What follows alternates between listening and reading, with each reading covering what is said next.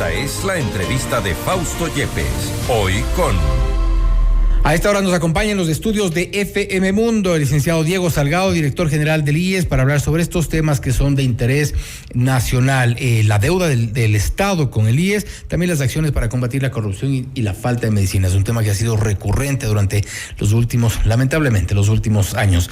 Licenciado, gracias por estar con nosotros. Al contrario, qué gusto estar aquí con usted, Fausto, y a través suyo y de estos micrófonos poder estar con su importante auditorio. A las órdenes. Gracias. El primer tema que creo que ha sido una noticia durante estos últimos días es la deuda del Estado con el IES. Se había hecho ya un primer pago alrededor de junio, julio, a mediados de año de $140 millones. Eso fue así. Posteriormente entiendo que hubo un pago también de 60 millones, algo más. Y esta vez el compromiso, este acuerdo que ha sido firmado con las autoridades de gobierno para el pago de $300 millones hasta fin de año. No obstante, se habla de una deuda superior a los $8.000 millones, 8.300, 8.600, dicen otros, pero es una deuda que parece imposible de llegar y respecto de esa cifra, 300 millones suena poco. Así es una deuda gigante. Tenemos que definir cuánto mismo es la cantidad que el Estado ecuatoriano adeuda históricamente al Instituto Ecuatoriano de Seguridad Social, que tenemos que entender que es a sus afiliados, a sus usuarios. Yo creo que es fundamental lo que sucedió la semana pasada. Creo que es histórico que un gobierno por primera vez reconozca que existe esta deuda, la que estamos comentando, a través del convenio que se firmó entre el Ministerio de Economía, representando al Gobierno Nacional, y con el Instituto Ecuatoriano de Seguridad Social. Ese yo creo que es un primer punto que debe ser absolutamente considerado, porque es fundamental. Existe una deuda de parte del gobierno, de parte del Estado, representado por el gobierno, de hace décadas atrás. Uno. Dos, cierto es, se nos entrega $300 millones, 61 millones de dólares en los próximos días, 101 millones de dólares en octubre, y para completar con los 138 millones de dólares hasta finales de este año. Esos son 300 millones de dólares, pero lo importante, a pesar de que la cifra puede sonar ínfima, versus el universo de deuda que hoy que estábamos en la super de bancos y ya ahí se acepta, que son por lo menos 4.600 millones de dólares que están validados. Y luego tendremos que validar o ir validando con las auditorías externas la diferencia, más o menos 4.000 millones de dólares. Pero yo digo, esto es histórico, esto hay que resaltar, esto hay que aplaudir. Es primera vez que un gobierno reconoce que existe tal deuda y empieza a pagar. Habíamos escuchado años anteriores que inclusive hubo un presidente del IES que decía que 2.600 millones de dólares de esa deuda simplemente desaparecieron. En todo caso... Y de hecho lo borraron en un Excel. Mire, Richard Espinosa. Exactamente, han tratado de borrar algunas cosas. En todo caso, nosotros estamos trabajando lo importante también de los 300 millones de dólares para lo que queda de este año. Es fundamental conocer que todo va inyectado al seguro de salud, prestadores externos, proveedores de insumos y medicamentos y por supuesto de servicios. Entonces nosotros tenemos confianza una vez que se concrete la contratación de esta empresa auditora externa, que podamos validar la facturación de un primer tramo que hemos escogido de 2017 a 2021, porque es un tramo de aproximadamente 2.000 millones 200, 2.000 millones 300, que no han sido auditadas las facturas. Y por supuesto, tanto el gobierno, que es quien nos debe, quiere también conocer que las facturas son válidas, que se han hecho esos gastos y que esas facturas fueron invertidas en servicios de salud. ¿Y qué es lo que corresponde? Porque de alguna forma... Y es coherente en parte lo que se ha dicho en principio. Una vez que salgan las auditorías, salen los resultados, se paga. Sale el resultado y se paga. Por supuesto, ya no hay excusas. Ahora seguramente habrán sorpresas también en las auditorías. Podría haber sorpresas, sin embargo, yo tengo fe que por lo menos este tramo 2017-2021 son facturas de prestaciones que han dado su servicio. Ahí está Solca, está la Junta de Beneficencia de Guayaquil y muchos otros. Bueno, en algunos casos seguramente será indiscutible, pero también tenemos casos incluso denunciados en su momento cuando se hacían pagos a supuestos prestadores externos, el caso de María Solarrea con las clínicas de diálisis relacionadas. Eso ya es antes de 2017. Eso dejamos un tramo ¿Casos en una segunda similares etapa. a estos podría haber que se detecten en estas auditorías? ¿Esto permitirá detectarse? Podría ser, pero justamente las auditorías son para poder confirmar que las facturas son correctas, que responden a un servicio prestado por alguien, por una unidad médica especializada en beneficio de algún afiliado al Instituto Ecuatoriano de Seguridad Social. Para que la gente que nos escucha, bueno, hablamos inicialmente de más de 8.600 millones de dólares, un poco más de 4.000 corresponden a estas prestaciones al seguro de salud. El resto, la otra mitad, hablamos, creo que ellos más del 40% aproximadamente. Sí, más o menos. Y corresponde a... Bueno, son prestaciones, son equipos, digamos, el mantenimiento, son mantenimiento también de las unidades médicas. El caso del hospital del HCAM, el más grande de la ciudad de Quito, tiene 54 años y el mantenimiento, ya tenemos que hacer ciertas reparaciones en equipamientos, en instalaciones, en habitaciones, etcétera, etcétera. Entonces, todo eso suma gran parte de la deuda. Pero, por supuesto, hay que también entender por qué tenemos estas deficiencias, ¿no? Es decir, yo me he dado por llamar que el IES ha pasado no solo una pandemia, sino algunas, las 3 Cs, el correísmo, el COVID, la corrupción. ¿Y por qué el correísmo? No por recordar ese gobierno, pero sí tenemos que entender que en el 2015 se hizo una reforma a la ley de seguridad social en donde se le quitó el 40% de aportaciones, y eso hasta el 2018, que fue declarado inconstitucional y luego incluido en otra ley que no es la de seguridad social, sin embargo es ley, se devuelve 3 años y pico más tarde, se devuelve esa obligación del Estado ecuatoriano de aportar con el 40%. Y ahí está parte de la deuda. No, ahí se genera un boquete, un hueco de 8.000 millones de dólares más. No se puede eso tratar como deuda, porque fue la decisión de la mayoría de una asamblea que legisló en ese sentido. Por lo tanto, serían los 4.600 o los 8.600 millones de dólares de deuda que tenemos, las facturas que están contabilizados, esperemos que así sea en su mayoría, que tienen que ser valorados, tienen que ser auditados, pero no, el boquete que se abre en la época correísta por esa reforma legal son 8.000 millones de dólares que simplemente se perdieron. Que no se vaya a confundir, yo no estoy diciendo que no existe deuda, pero este hueco que se produjo por haberle quitado el derecho a los afiliados y la obligación al Estado del 40%, le costó al Instituto Ecuatoriano de Seguridad Social, a sus afiliados, 8.000 millones de dólares. Y no solamente eso. Que fue ley por décadas. Fue ley por 3 años. De 2015. No, me refiero antes. Por supuesto, desde el 2001, que es otro de los problemas. Sí, claro. La ley actual, vigente desde 2001, antes que la Constitución de 2008. Entonces hay un divorcio también que no ha permitido que el instituto funcione como tiene que funcionar y prestar los beneficios. Pero no solamente queda ahí. Cuando nosotros preguntamos, todos los afiliados, preguntamos por qué no hay servicios de salud, por qué no hay medicamentos, por qué no alcanzan las camas, etcétera, etcétera. Hay que entender, yo no quiero llover sobre mojado, pero hay que entender la historia, conocer la historia para entender la situación actual del IES.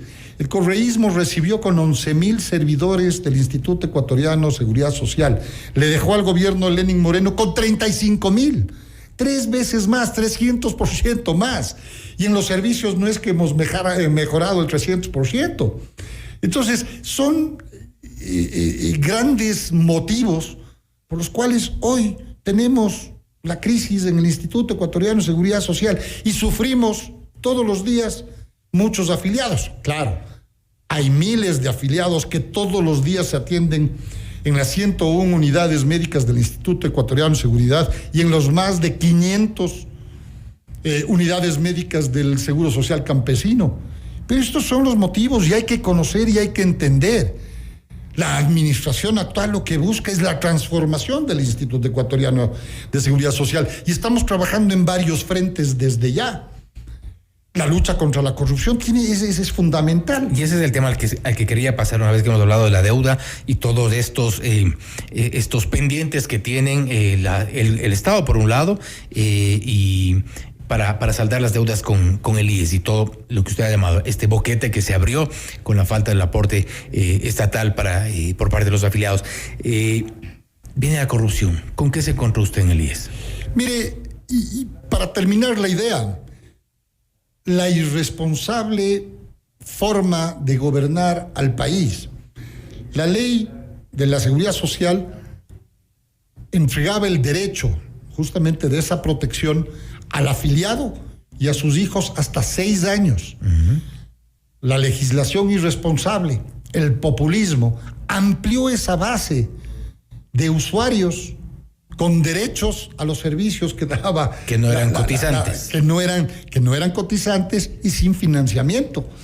Hoy los afiliados tienen derecho también de que los servicios médicos los reciban sus hijos hasta los 18 años y sin financiamiento.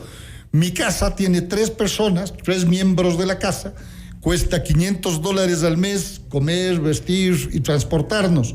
Pero si mañana llegan 15 invitados más, somos 18 personas, pero con los mismos $500 para comida, transporte, alimentación, ropa, etcétera, etcétera. Eso pasó en el Instituto Ecuatoriano de Seguridad Social. Eso es lo que hay que entender. Corrupción. Yo no le puedo decir, mire, señalo al señor o a la señorita corruptos.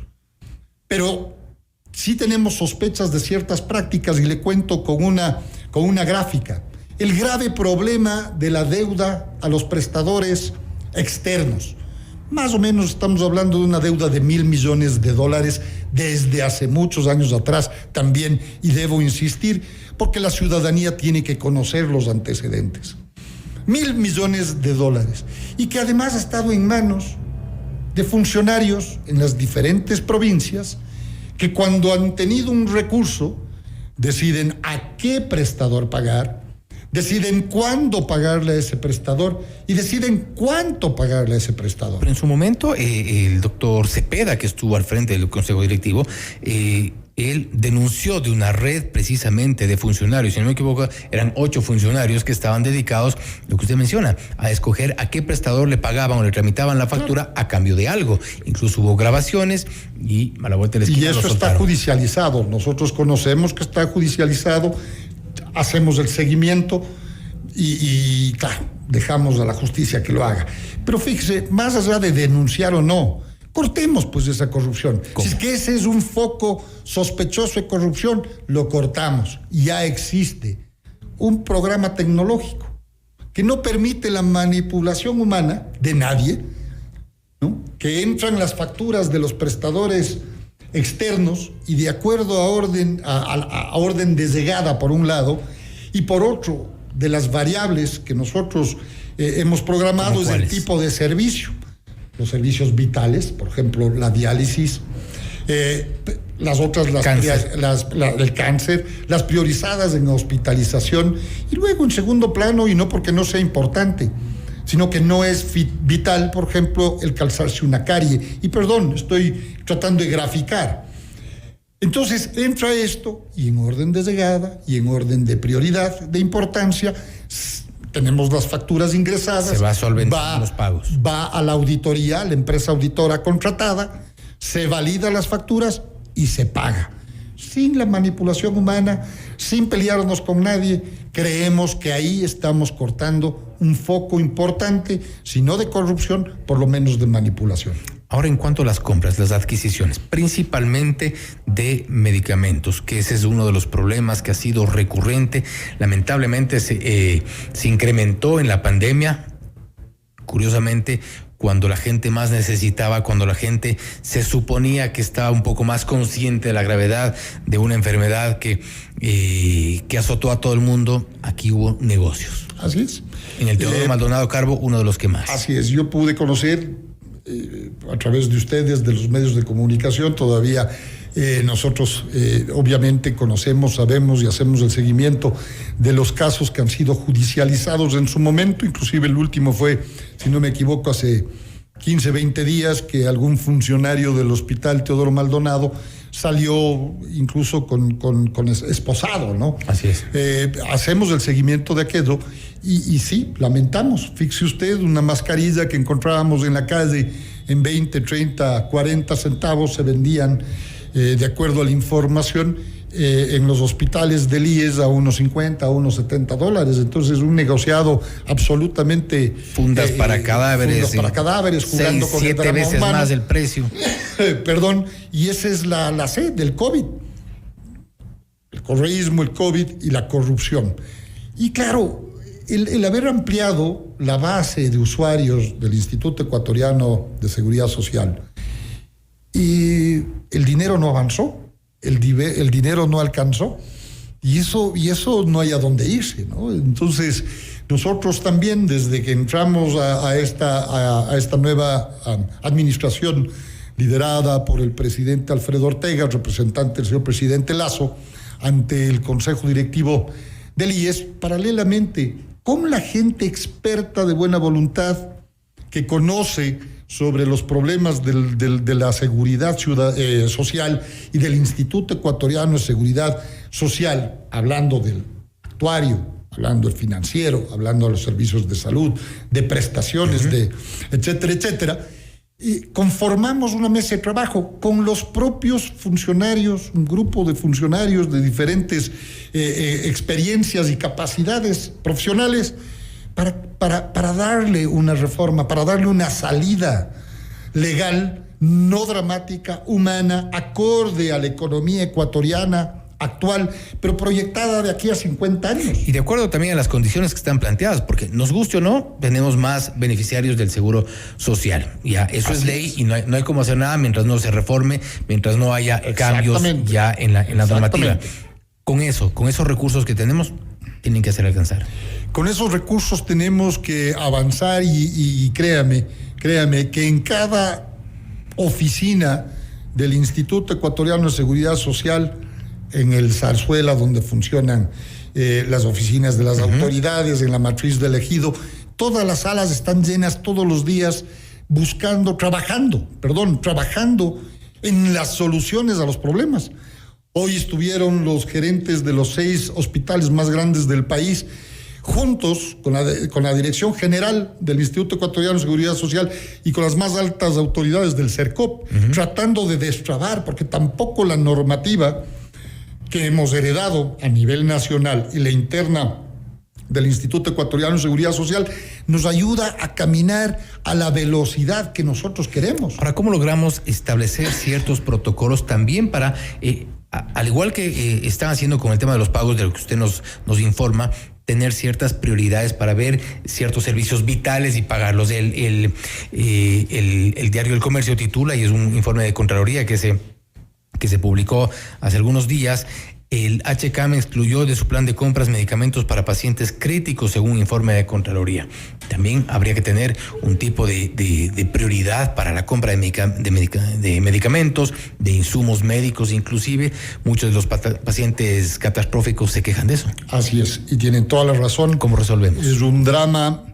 Yo había comenzado hablando, tal vez suena poco lógico, pero la madre de las leyes, la Constitución, nace en el 2008, la que está vigente. Pero la hija, o una de las hijas, la ley menor, la Ley de Seguridad Social, nació en el 2001.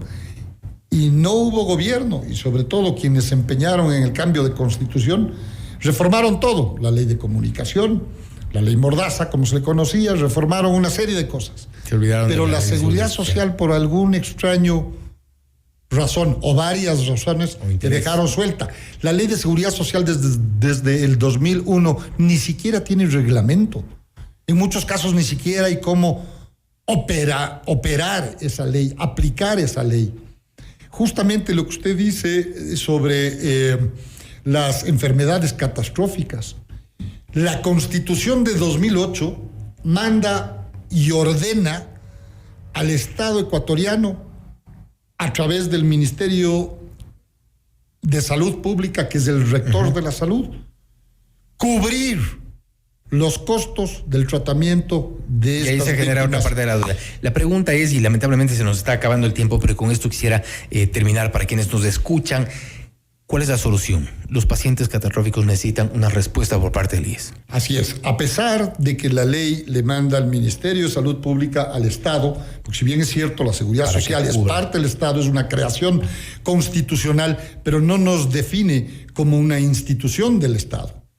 Pero tampoco nos dice que es una institución o que el seguro social tiene que ser un servicio gratuito, ninguno de esos. Sí solidario, sí universal, sí oportuno, sí eficiente.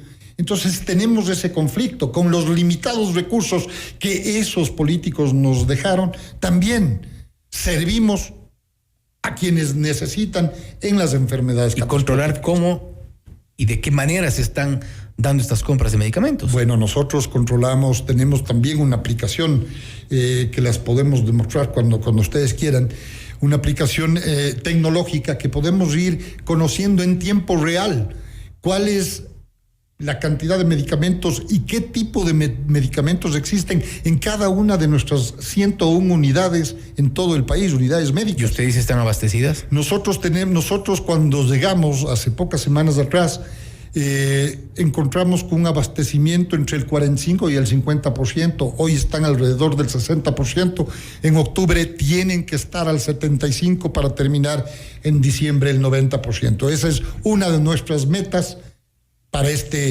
lo que queda de este año. Y esperamos que así se cumpla, esperamos que así sea, le tomamos la palabra. También para quienes nos escuchan, los afiliados y los beneficiarios del Seguro Social esperan esta respuesta y la atención oportuna, como siempre, por parte de la Seguridad Social. Es lo que demandan los pacientes. Esto es Notimundo Estelar, siempre bien informados.